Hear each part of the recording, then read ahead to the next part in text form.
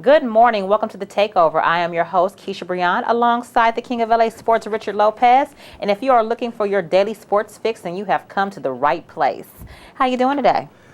I'm good. I'm very good. I brushed off all my negative energy I had in my life over the weekend, and I feel great. You know, it was a great weekend. Surrounded myself with important people. Okay. And it was a good weekend. Thank you for asking. You're more than welcome. Good. Appreciate it. No problem. Today we are going to talk about the NBA playoffs, the first rounds, who's been eliminated and who's still in the running. Let's start off with the East. Let's start off with the West, because I have some stuff I need to get off my chest. Let's start off with the teams West that were eliminated over the weekend, and I will let you start off with this. Okay, so first we have OKC. They took out the Rockets. They actually won that series 4-2. Yeah. 103-94 was the final score in that game 6. Even though Westbrook was out with a torn meniscus, Kevin Durant, as always, stepped up to the plate and took them to that next level. So they will definitely, they're definitely going to be a force to reckon with when they face the Memphis Grizzlies in round 2. Who defeated my Los Angeles Clippers? Yes, those Memphis Grizzlies. Yes. Zebo in the bunch. Zebo in the bunch. Yes, 118-105 was the final score. I'll put it out there. I talked about the Lakers getting swept, but, the Clippers were pretty much swept in their own right after leading the series 2-0. They go on and let the Grizzlies beat them 4-0 in the final, in the final series. So I'm disappointed. My feelings are hurt. I'm disappointed. The old Clippers showed up. I had so much hope for them, and they just got bullied in the paint. They got bullied, and they lost their composure in that game 6. They had plenty of opportunity to come back and win that game, and they could not hold it together, which speaks to their playoff immaturity. They really need to learn how to step up to the plate. They sure do. Okay, where is it?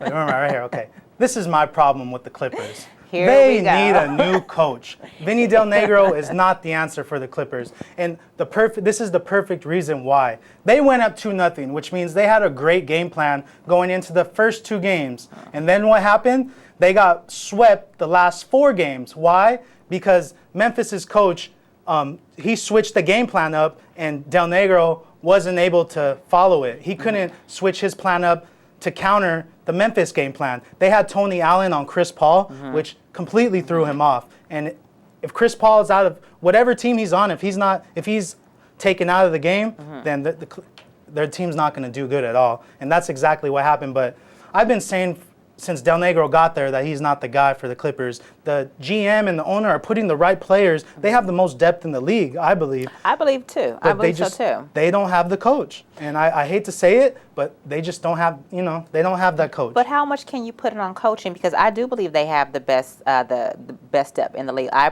pretty much believe that you take the Clippers bench, put those 5, they can be starters in anywhere in the league.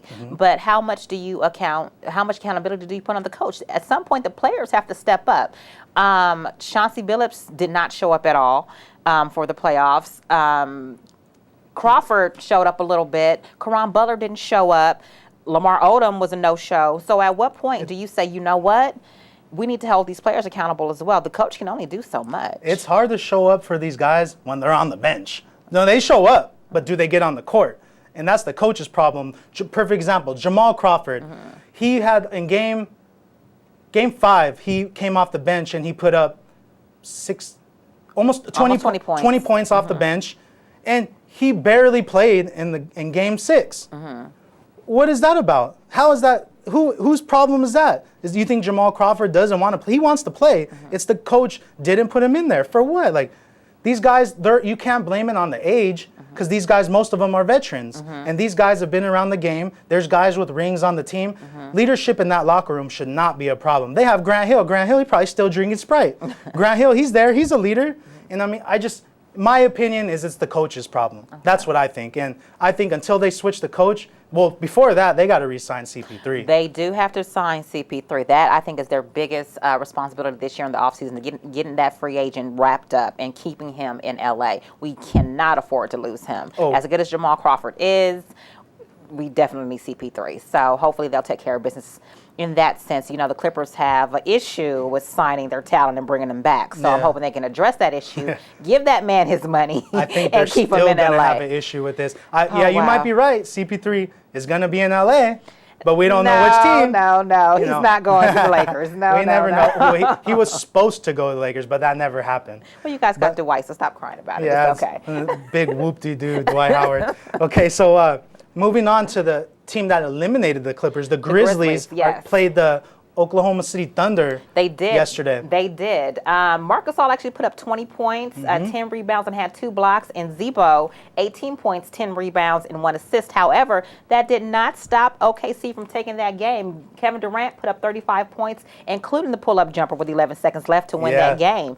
And OKC ended up winning 93-91. Yeah, it was a great game. The game I watched the Grizzlies dominated the whole game. They did. They dominated the entire game until Kevin Durant took over in the fourth quarter, and he was the Kevin Durant we all know. Yeah, so maybe he's trying to find his groove right now without Russell Westbrook. Yeah, without Russell Westbrook.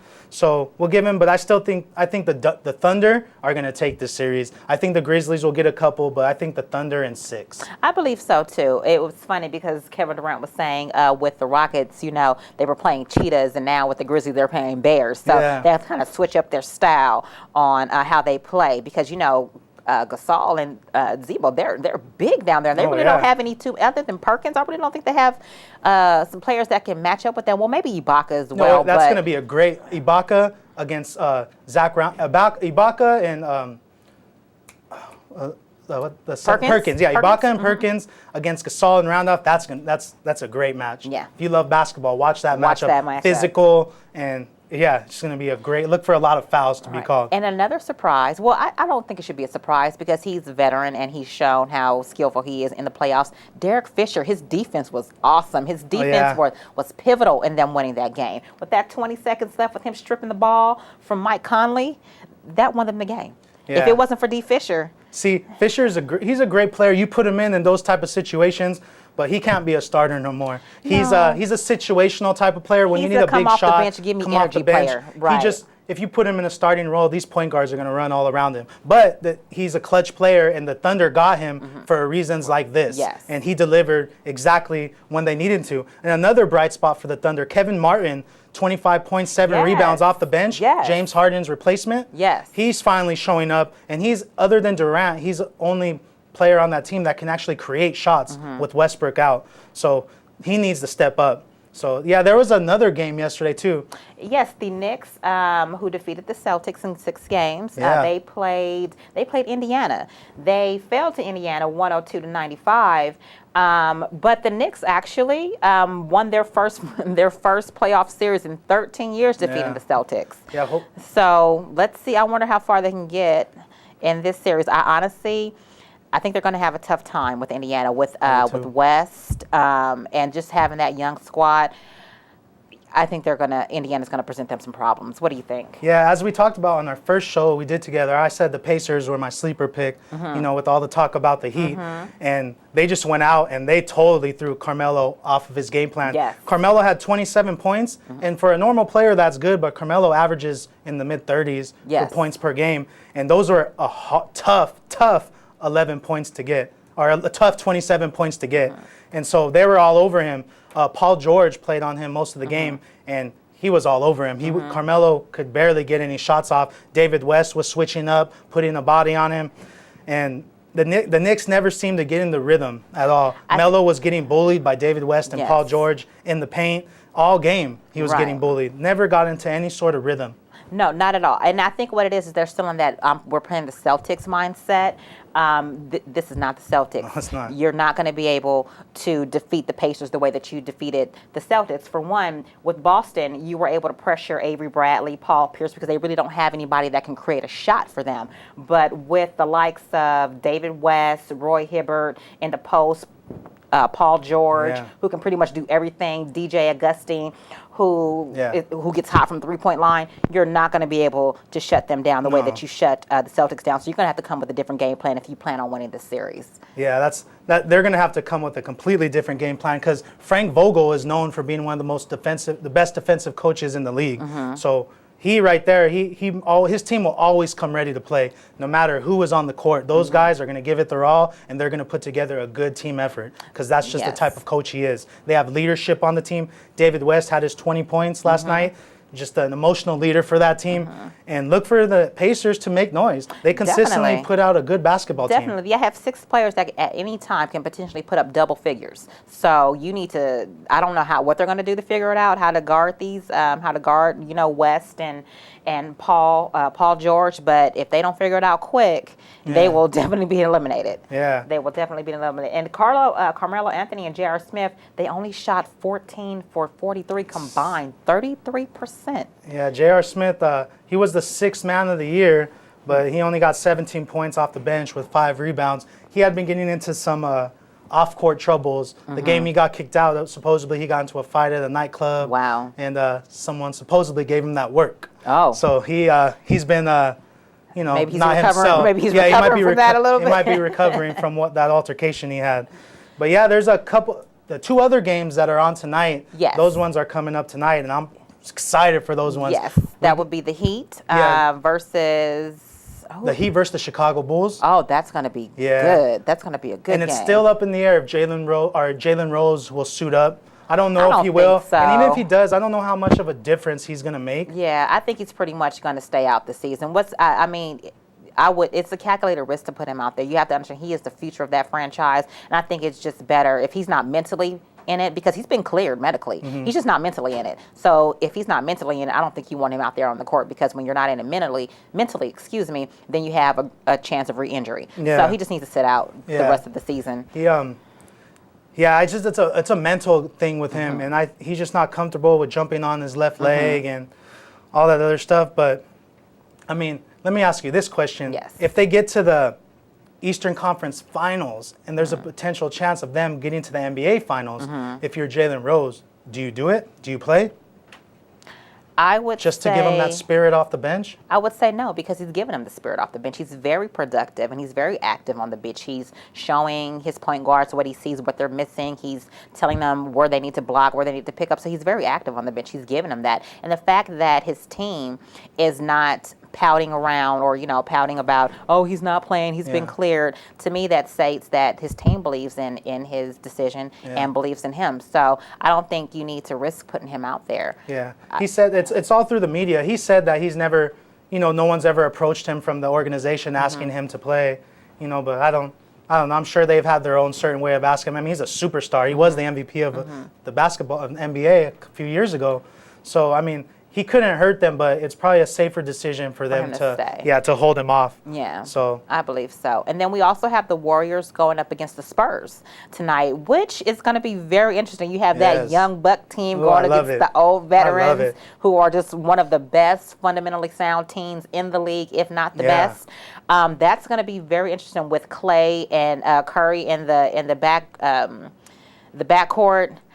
I'm very interested to see what's going on with that game. The Golden State Warriors have become the most exciting team in basketball. Yes. They have their home court advantage is like no other. Although they're not going to have it this round, but if they could steal a game in San Antonio, then it switches back to them. And the Oracle Center in Oakland is just electric when they play. They love Stephen Curry, and the vibe that he has with the crowd as he plays is amazing. I would love to just, as a basketball fan, to go watch a game up there just to witness the atmosphere. It reminds me of the way the Kings, like back in the day when the Kings were playing the Lakers. With, Jason Williams. Yeah, the way in the cowbells and the Arco Arena, how it used to get very loud. So yeah, I'm very much looking forward to these next two, all the series that are left.